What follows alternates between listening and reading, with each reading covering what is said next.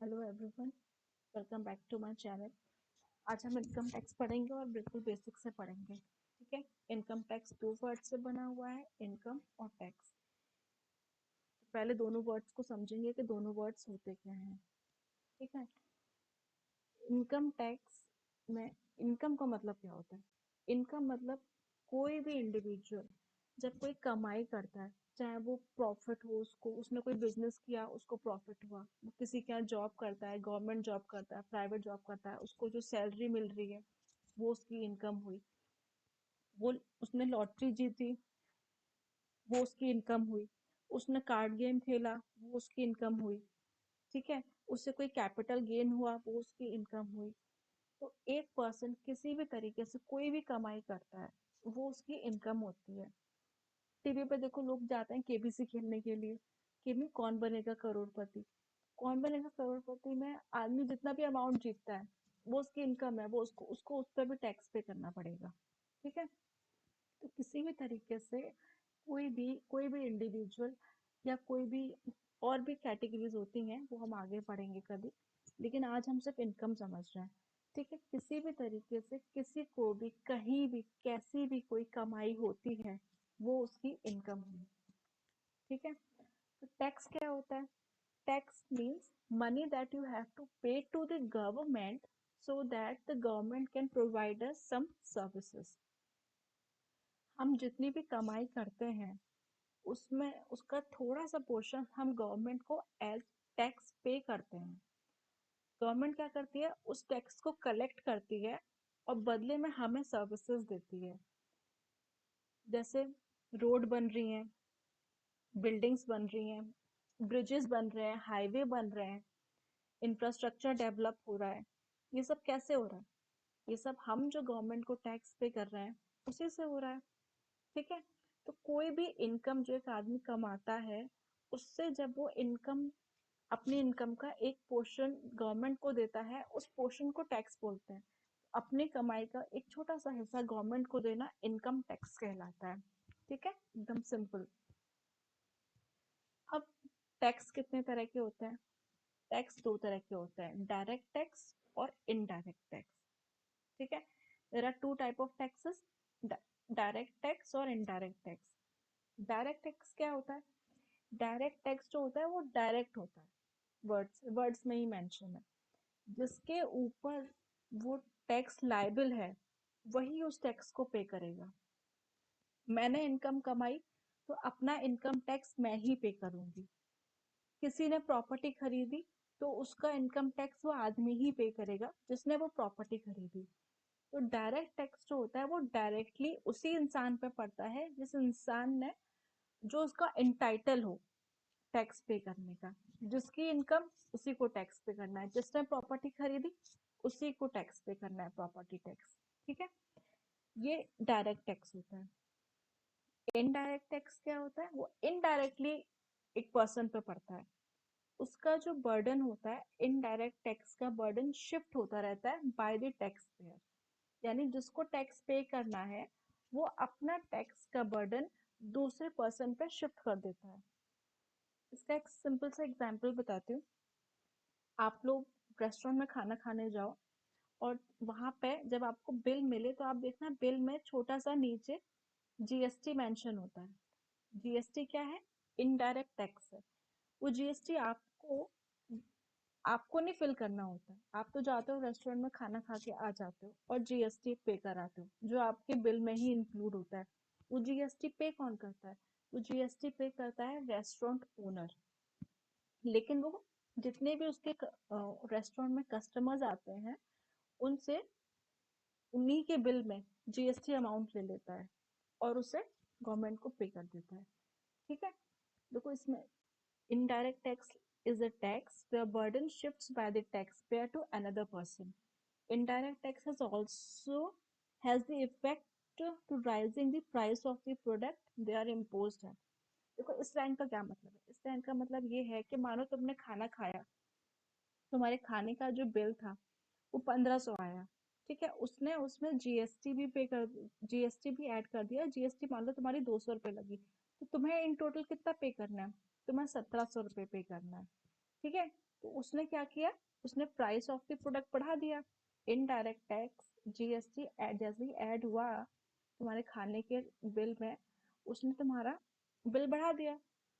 यही होता है, इस लाइन का यही मतलब है कि इनडायरेक्ट टैक्स जो होता है वो प्राइस ऑफ द प्रोडक्ट को बढ़ा देता है। ओके नाउ, तो अब हम देखेंगे कि हु इज लायबल टू पे the income taxes.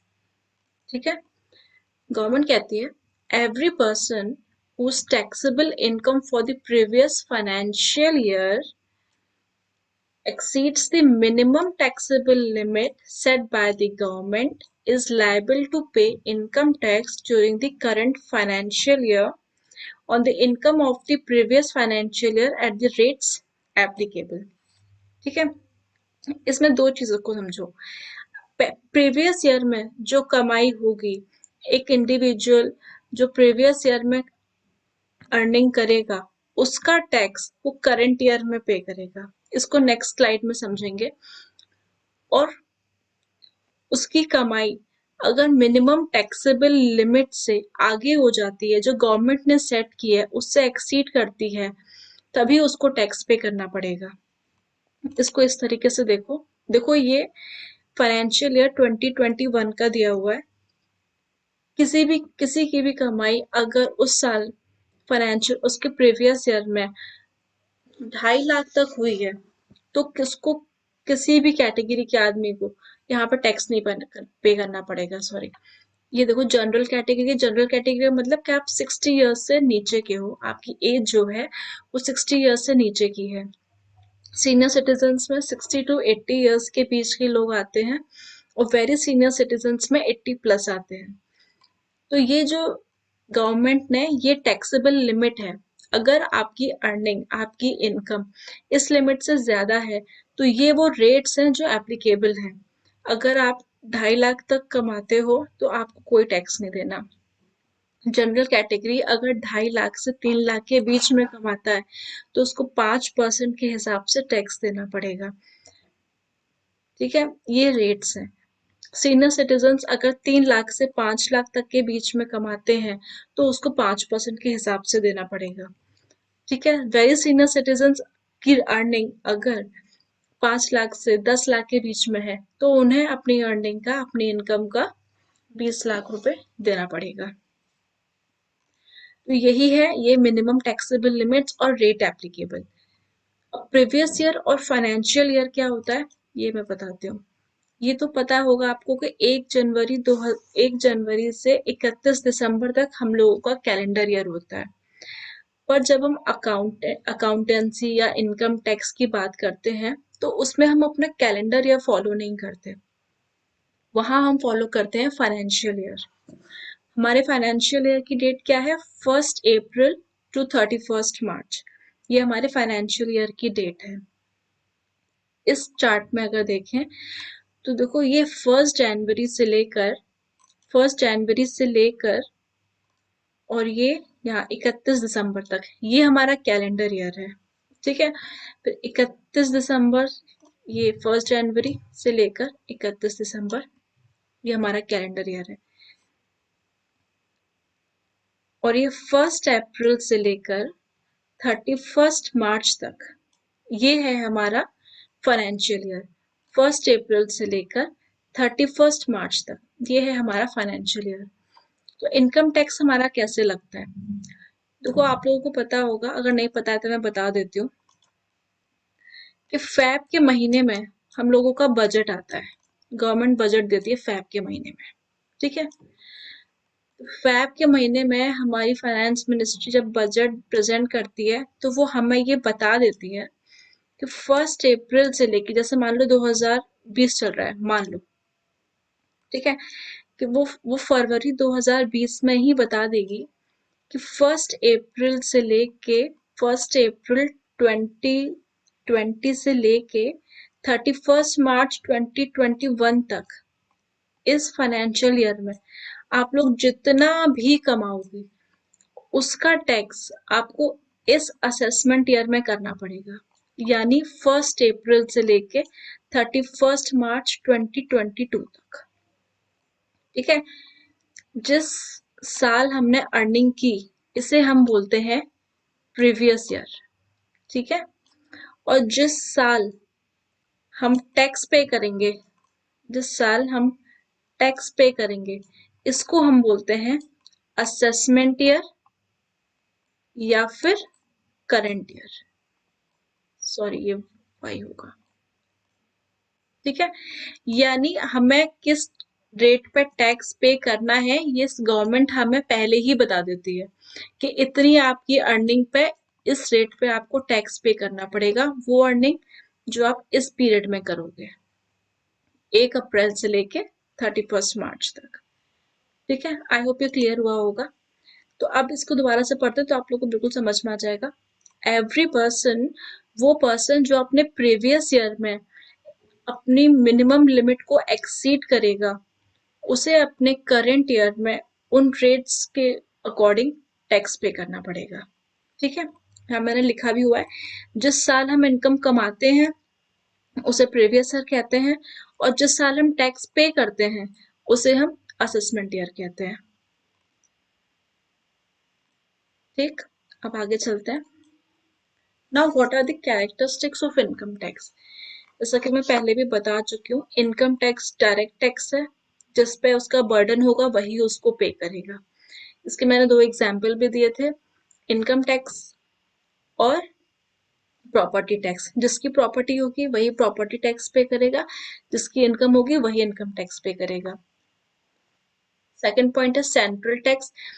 Income tax जो होता है वो सेंट्रल गवर्नमेंट के थ्रू ही पे मतलब इम्पोज होता है, सेंट्रल गवर्नमेंट ही वो टैक्स रिकवर करती है। इनकम टैक्स हमारी टोटल इनकम पे होता है, जितनी पूरे प्रीवियस ईयर में हमने कहीं से जितनी भी कमाई की है, पूरी इनकम पे हमें इनकम टैक्स पे करना पड़ेगा। टोटल इनकम का कॉन्सेप्ट अभी आप लोगों को आगे समझ में आएगा, ठीक है।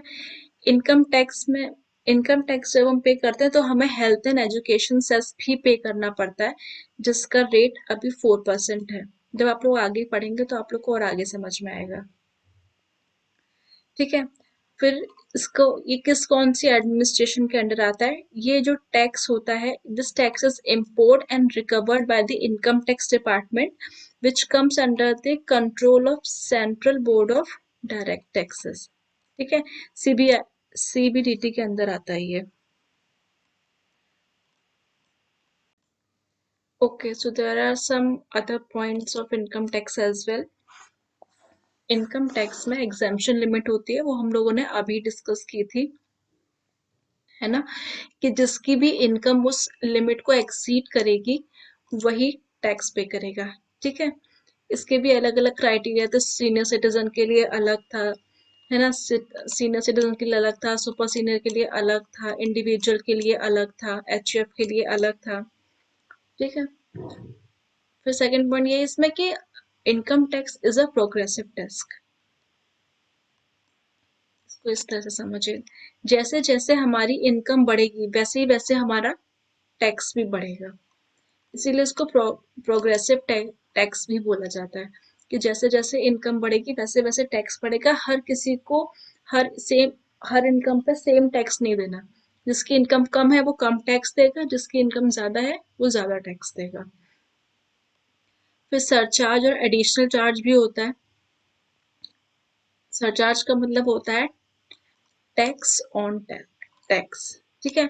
इसकी भी एक प्रिस्क्राइब्ड लिमिट है, गवर्नमेंट ने रखी है इसकी भी एक प्रिस्क्राइब लिमिट, कि जिसकी सरचार्ज की लिमिट है 50 लाख, जिसकी भी टोटल इनकम 50 लाख से ऊपर होगी उसको सरचार्ज टैक्स भी पे करना पड़ेगा, ठीक है। इसके बारे में भी हम बाद में पढ़ेंगे, ठीक है। और इस point Now the next thing is total income होती क्या है। सबसे पहले इसको कैसे हम लोग टोटल इनकम कर रहे हैं। Total income is computed on the basis of the residential status of the assessee. Assessee मतलब जिसको इनकम टैक्स पे करना है।